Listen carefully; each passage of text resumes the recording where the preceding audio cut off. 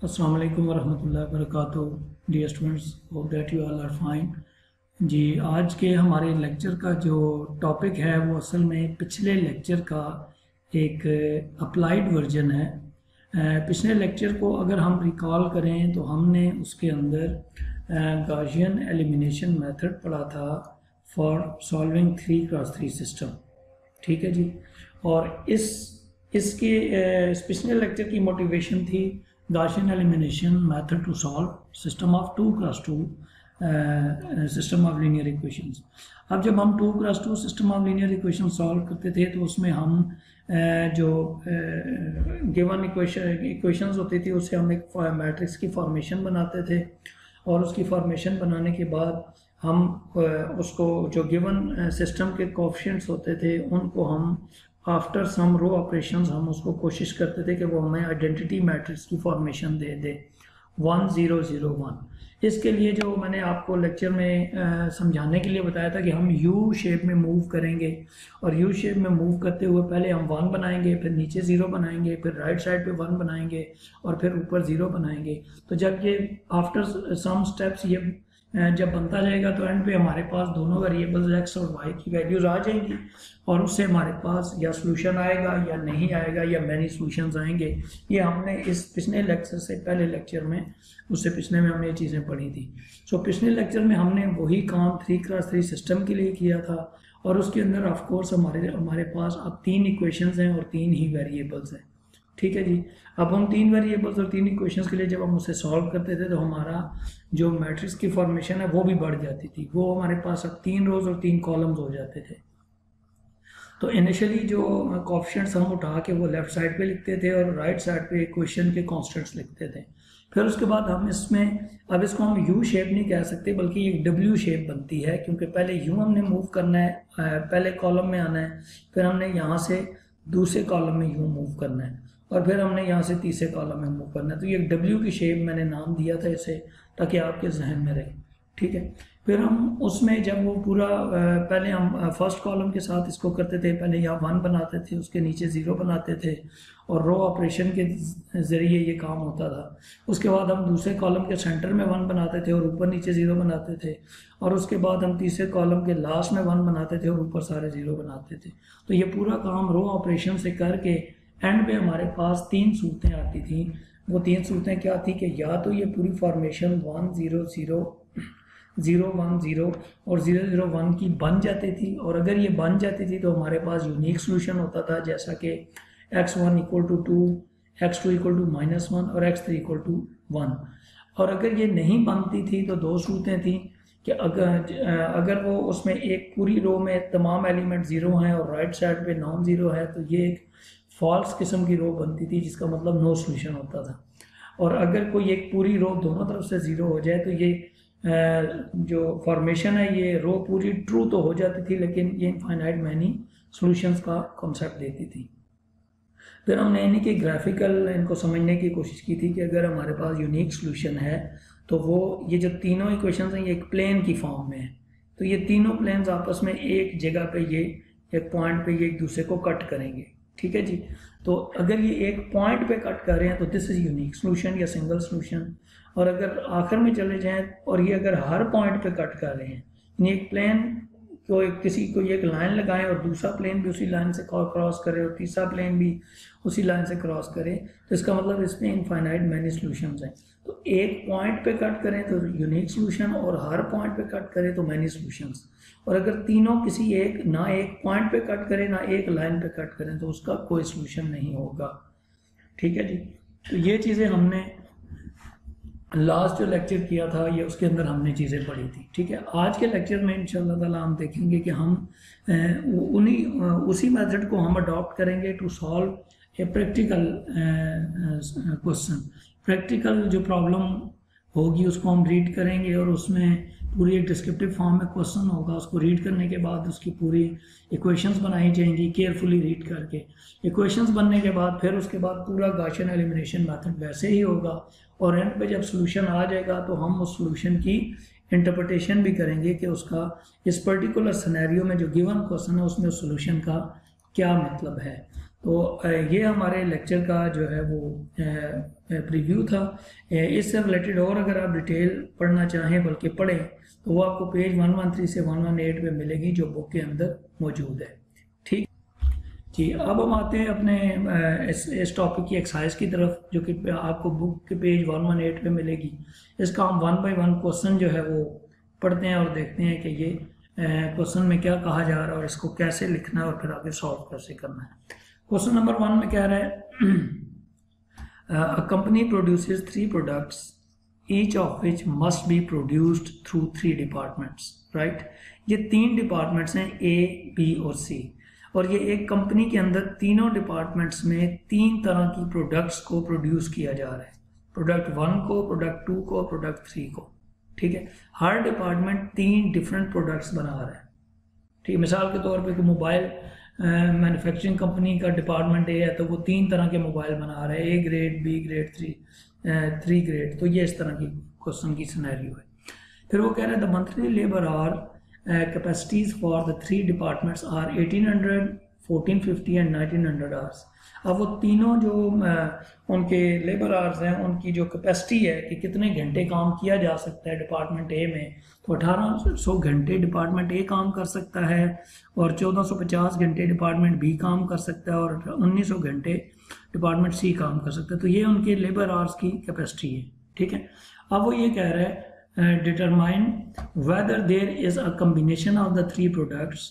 वो कहता है बताएं कि वो तीनों जो प्रोडक्ट्स हैं, प्रोडक्ट 1, प्रोडक्ट 2, प्रोडक्ट 3 की कितने कम्बिनेशंस की क्या क्या वैल्यू बनाई जाए, यानी कितनी कितनी प्रोडक्ट्स बनाई जाए which could be produce monthly, एक महीने में, to consume the full monthly labour hour availabilities for all departments. ठीक है, वो कह रहा है कि बताएं कि कितने तीनों प्रोडक्ट्स की कितनी कितनी तादाद बनाई जाए कि ये जितने घंटे हैं ये पूरे के पूरे यूटिलाइज हो जाएं हर डिपार्टमेंट के अंदर। प्रोडक्ट 1, प्रोडक्ट 2, प्रोडक्ट 3 के लिए हर डिपार्टमेंट की अपना अपना जो टाइम है वो पूरा कंज्यूम हो जाए। तो ये था क्वेश्चन। तो क्वेश्चन को जब भी पढ़ना है इस तरह बड़ी डिटेल में पढ़ना है, कोई एक पॉइंट भी आप छोड़ देंगे तो वो क्वेश्चन में जब आगे पे डाटा सही आप कैप्चर नहीं कर सकते। तो जब क्वेश्चन का डाटा सही कैप्चर नहीं करेंगे तो आगे क्वेश्चन ठीक सॉल्व नहीं होगा। ओके, तो अब हमने इसको आगे देखना है। अब हमारा जो क्वेश्चन है, क्वेश्चन के अंदर लिखा है determine whether there is a combination of the 3 products.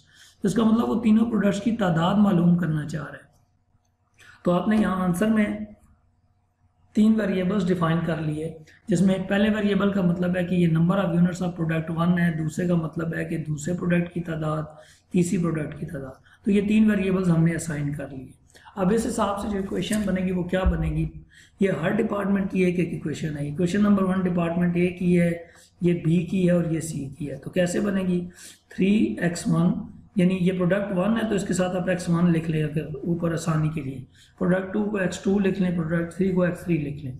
तो आसानी से क्वेश्चंस बन जाएंगी 3x1 plus 2x2 plus 5x3 is equal to ये 1800 आवर्स, इनके जो लेबर आवर्स हैं। इसी तरीके से 4x1 plus 1x2 plus 3x3 is equal to 1450। तो ये इक्वेशन 2 बन गई। फिर उसके बाद 2x1 plus 4x2 plus 1x3 is equal to 1900। तो ये हमारे पास ये 3 इक्वेशंस बन गई। ठीक, अब ये बिल्कुल उसी फॉर्म में क्वेश्चन बन गया जैसा पिछले लेक्चर में हमारे पास ये गिवन इक्वेशंस होती थी। अब हमने उनमें और इनमें फर्क सिर्फ इतना है कि इनमें हमने इक्वेशंस खुद बनाई है। ठीक है, क्वेश्चन को गौर से पढ़ने के बाद। ओके, अब हमने ये तीनों इक्वेशंस को उस मैट्रिक्स की फॉर्मेशन में लिखा जैसे हम लिखते थे, और यहाँ से जो इनके अंदर मैट्रिक्स के एलिमेंट्स हैं ये अरे की फॉर्म में लाइन से इधर लिख लिए, और ये पॉइंट्स हमने ये जो राइट साइड पे कॉन्स्टेंट्स हैं इधर लिख लिए। अब हमने क्या करना है, ये जो 4 फॉर्मेशन है इसको हमने चेंज करना है इस फॉर्म में कि ये एक आइडेंटिटी मैट्रिक्स की फॉर्म बन जाए, और उसके बाद जो यहाँ वैल्यूज आएंगी वो value of x1, value of x2, value of x3 होगी, और ये एक W की शेप में हमने ये वाला काम करना होगा। ठीक, अब यहाँ सबसे पहले क्या है कि अब ये है कि आपको याद होगा कि जो पिछले लेक्चर्स में मैं ये यहाँ पे 1 बनाने के लिए डिवाइड करके चलता था, और उन लेक्चर में मैंने बताया था कि जब हम अप्लाइड वाला सेक्शन करेंगे तो उसमें मैं आपको दूसरा तरीका भी बता दूंगा कि हमें कम से कम फ्रैक्शन का सामना करना पड़े। तो रो ऑपरेशन में एक ऑपरेशन ये भी होता है कि हम किसी रो को किसी रो से माइनस कर सकते हैं। तो 1 बनाने के लिए हमें यहाँ आसानी ये लगी कि अगर हम 3 में से इस 2 को माइनस कर दें तो हमें यहाँ पे 1 मिल सकता है। सो हमने क्या किया कि रो 1 में से रो 3 को माइनस कर दिया, तो जो रो माइनस हो रही है वो तो हेल्पिंग रो है, उसमें तो चेंज नहीं आएगी, लेकिन जिस में से माइनस हो रही है वो चेंज हो जाएगी। तो इसलिए यहाँ पे क्या लिखा है कि रो 1 माइनस रो 3 और row 2 as it is, row 3 as it is. ये समझाने के लिए लिखा है, ये आमतौर पर लिखा नहीं जाता, ठीक है। तो बाकी ये दोनों रोज अपनी जगह, और तीसरी फर्स्ट रो में से तीसरी रो माइनस की और सॉल्व करने के बाद हमें यहाँ पे ये 1 मिल गया।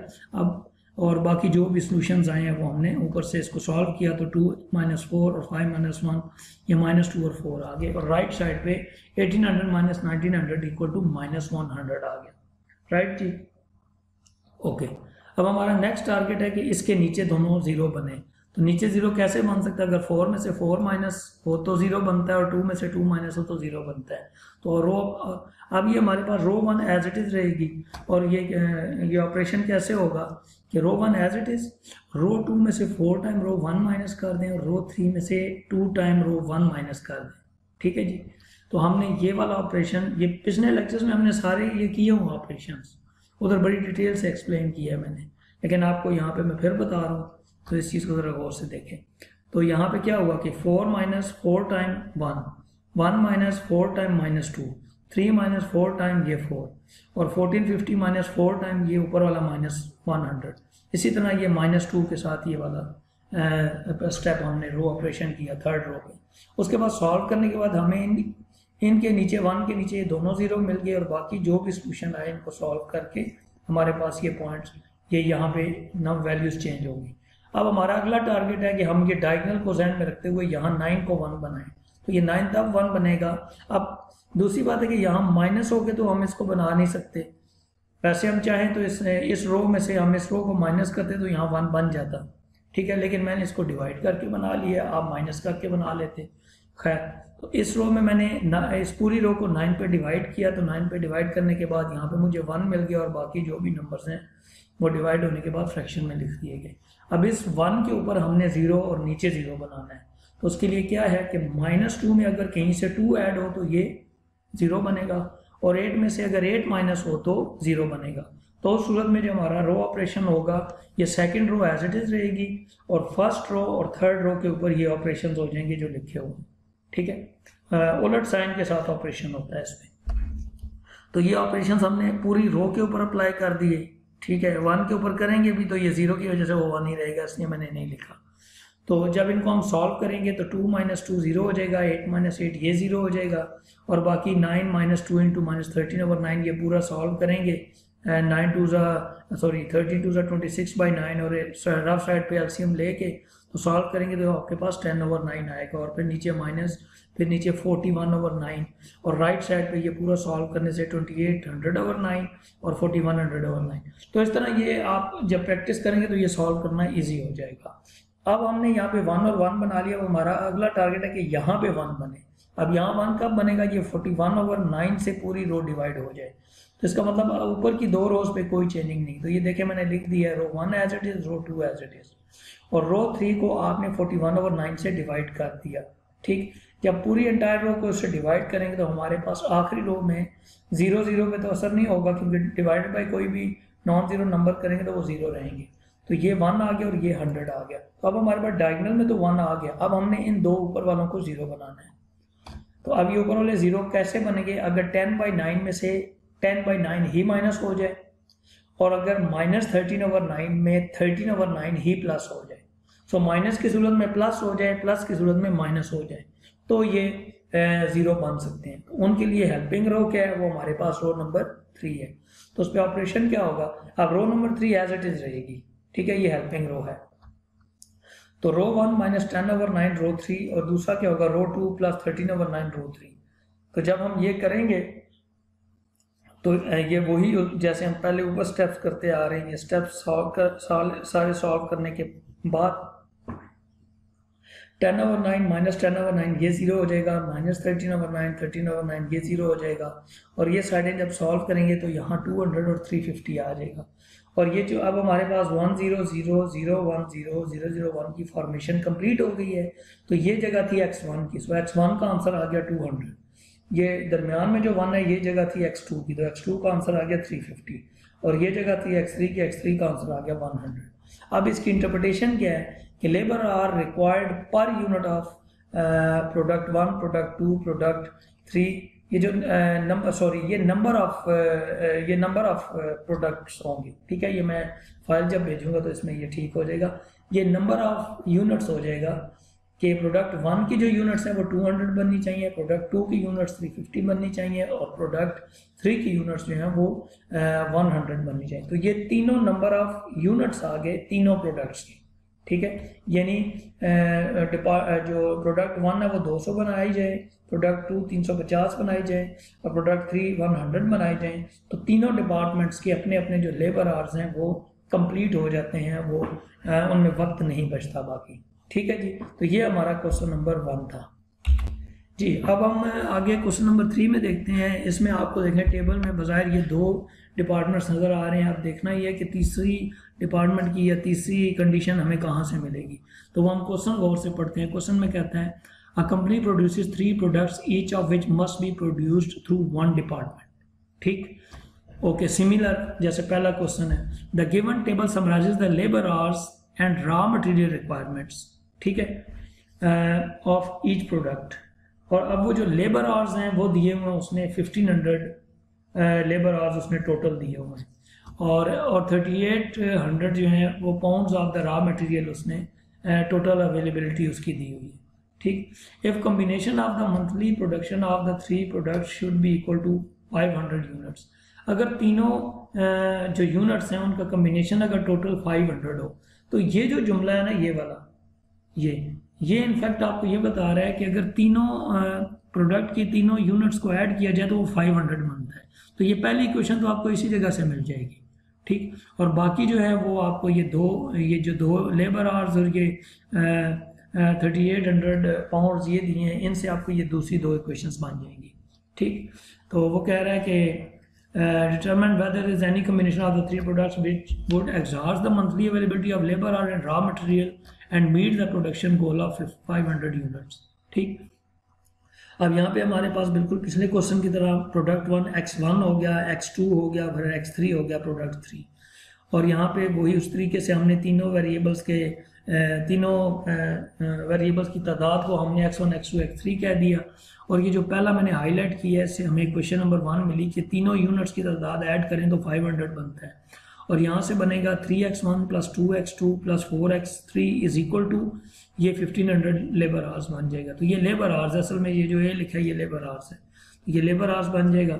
उसके बाद ये आगे जो बी है ये आपके पास 3800 पाउंड्स का ये वो रॉ मटेरियल का डाटा है। तो रॉ मटेरियल के लिए इक्वेशन बन जाएगी 10x1 plus 8x2 plus 6x3 is equal to 3800।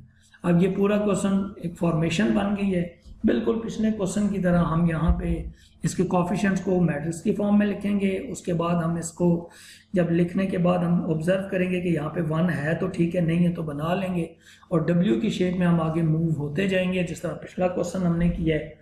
तो ये 1 बना हुआ है, उसके नीचे 0 0 बनाना है और इस तरीके से ये पूरा ये स्टेप्स के साथ आप इनको पिछले क्वेश्चन की तरह ऑब्जर्व करते जाएंगे। तो ये आपको तमाम स्टेप्स सॉल्व करने के बाद 1 बाय 1 उसी तरह W शेप में मूव होते हुए फाइनल में आपको ये वो फॉर्मेशन 1 0 0 0 1 0 0 0 1 मिल जाएगी और उसके सामने जो नंबर ऑफ यूनिट्स आ जाएंगे वो 100 200 और 200 आ जाएंगे। यानी पहली प्रोडक्ट की तादाद वो 100 बननी चाहिए, दूसरी जो है वो 200 बननी चाहिए, तीसरी जो है वो 200 बननी चाहिए। So number of units of product 1, product 2, product 3 are 100 200 and 200 units respectively. तो ये इस क्वेश्चन का आंसर था। ठीक हो गया जनाब जी। अब हम आते हैं क्वेश्चन नंबर 5। इसके अंदर एक छोटी सी कंडीशन है, इसलिए ये मैंने क्वेश्चन यहाँ पे सिलेक्ट किया, इसको सॉल्व किया। ये कह रहे हैं blending process is to combine 3 components in such a way as to create a final blend of 60,000 gallons.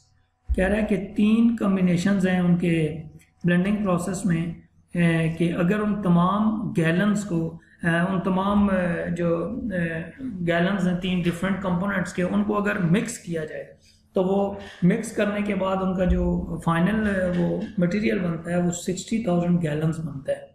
यानी कुछ हज़ार गैलन एक मटेरियल के होंगे, कुछ एक और मटेरियल होगा, कुछ एक और मटेरियल होगा, उन तीनों को मिक्स करें तो ये 60,000 गैलन बनेगी। मिसाल के तौर पे 3 किस्म के कलर्स कह लें आप, ठीक है, तो वो जब वो तीनों मिक्स हों तो वो जब उनसे गैलन बनाए जाए तो वो 60,000 बने, ये मतलब है।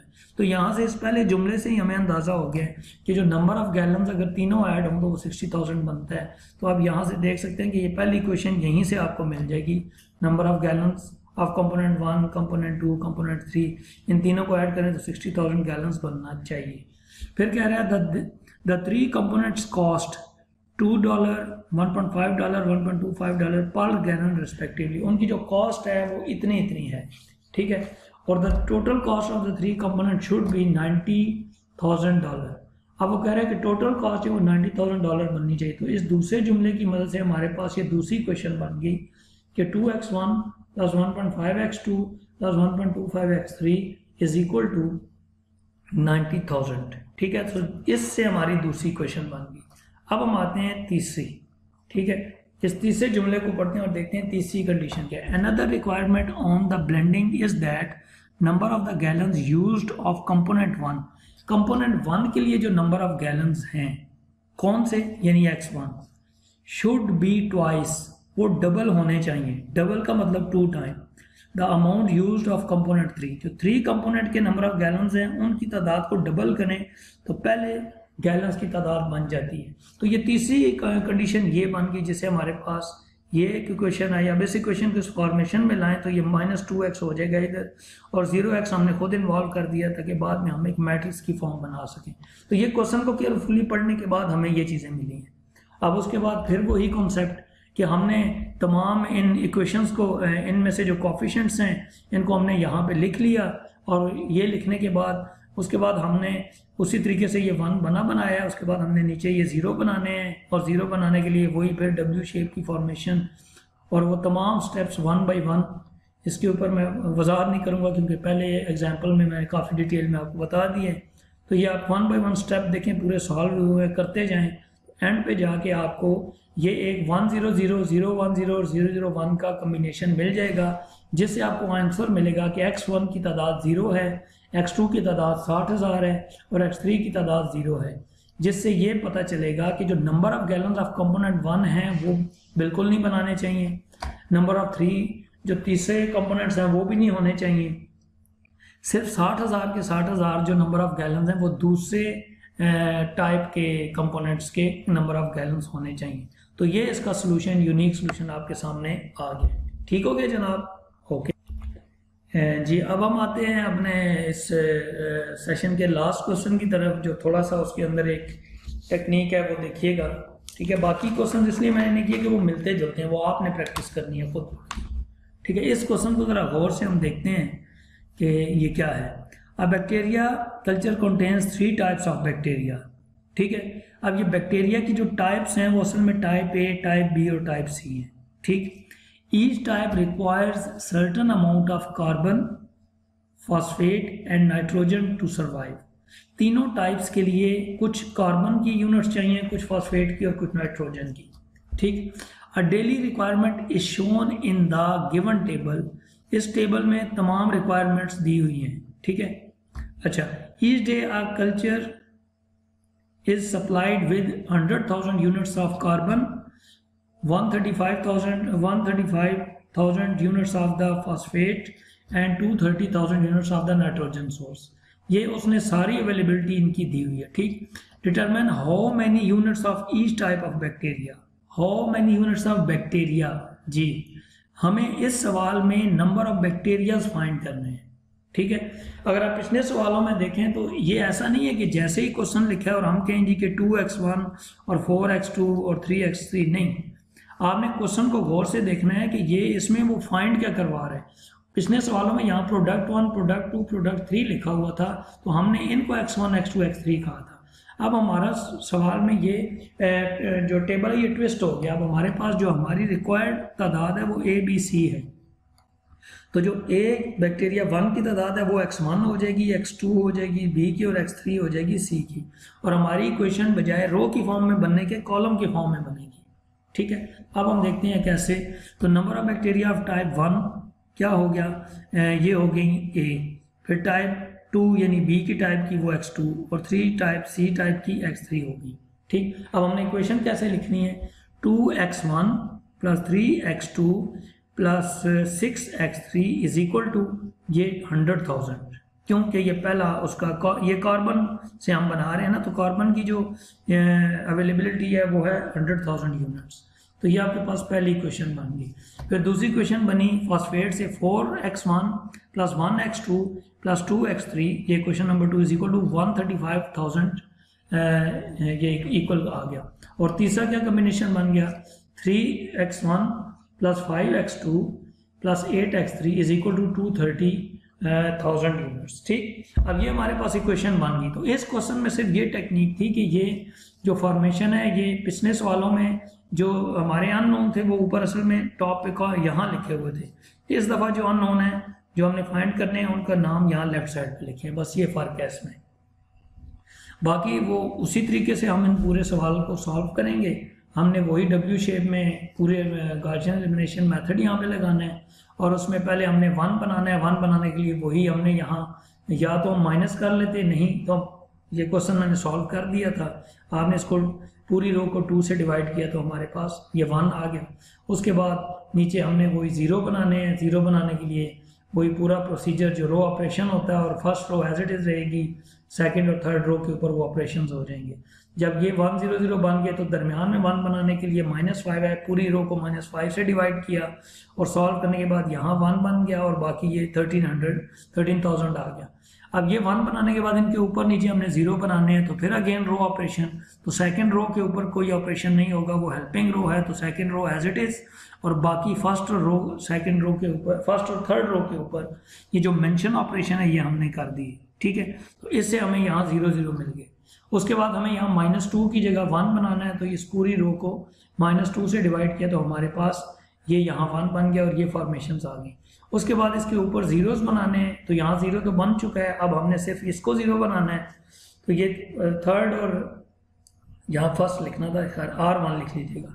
फर्स्ट रो और third row as it is रहेंगे और बाकी जो चीज़ें हैं वो सेकंड रो के ऊपर ऑपरेशन हो जाएगा, और वो ऑपरेशन मेंशन कर दिया गया है कि क्या है, R2 - 2 टाइम R3। तो फाइनल सॉल्व करने के बाद ये फॉर्मेशन कंप्लीट हो गई है, और उसके बाद हमारे पास ये एक जो आंसर्स हैं इस वक्त आए हैं 3500, 86,500 और -6750। अब अगर हम आंसर को देखें तो ये जितने बैक्टीरिया के टाइप्स हैं ये इनकी तादाद तो आ गई है, लेकिन तीसरे बैक्टीरिया की जो तादाद है वो माइनस में आ रही है, जो लॉजिकली तो ठीक नहीं है। बट क्वेश्चन का सिनेरियो ये है, तो ये हमें एज अ आंसर तो हम ले सकते हैं, बट इंटरप्रिटेशन में हम ये कहेंगे कि ये नंबर ऑफ बैक्टीरिया जो हैं ये इसकी तादाद जो है ये माइनस में है। तो इसका ये मतलब नहीं कि इसका सोल्यूशन नहीं है, मैथमेटिकली इसका सोल्यूशन तो है, बट लॉजिकली तादाद माइनस में नहीं होती। तो इसके ऊपर आप ये कमेंट सिर्फ कर सकते हैं। ठीक है जी, तो ये हमारा आज का लेक्चर था जिसके अंदर हमने क्वेश्चंस को अप्लाइड फॉर्म में पढ़ा, केयरफुली पढ़ा। कुछ क्वेश्चंस में बिल्कुल प्लेन कंडीशंस थी, कुछ के अंदर थोड़ी सी टेक्निक थी, कुछ के अंदर एक इक्वेशन के ऊपर कोई कंडीशन थी, उस कंडीशन से बनी। और लास्ट क्वेश्चन में आपने देखा कि उसकी फॉर्मेशन बदली हुई थी, जो पहले कॉलम में अननोन थे वो रोज में आ गए थे। तो इन चीज़ों को ज़रा केयरफुली देख के आपने करना है। ठीक है, बाकी इंशाल्लाह ताला जो क्वेश्चंस हैं वो आप एक्सरसाइज में से कीजिए, और नेक्स्ट लेक्चर में हम इंशाल्लाह फंक्शन पढ़ेंगे, उसकी डेफिनेशंस, उनकी टाइप्स देखेंगे, बेसिक्स वो क्या चीज़ होती हैं, फंक्शंस, वो सारा कुछ देखेंगे इंशाल्लाह। और बाकी जब हमारा ऑनलाइन सेशन होगा तो उसके अंदर हम चीज़ों को डिस्कस कर लेंगे। ठीक है जी, अल्लाह ताला आपको कामयाब करे। Thank you so much. अल्लाह हाफिज़।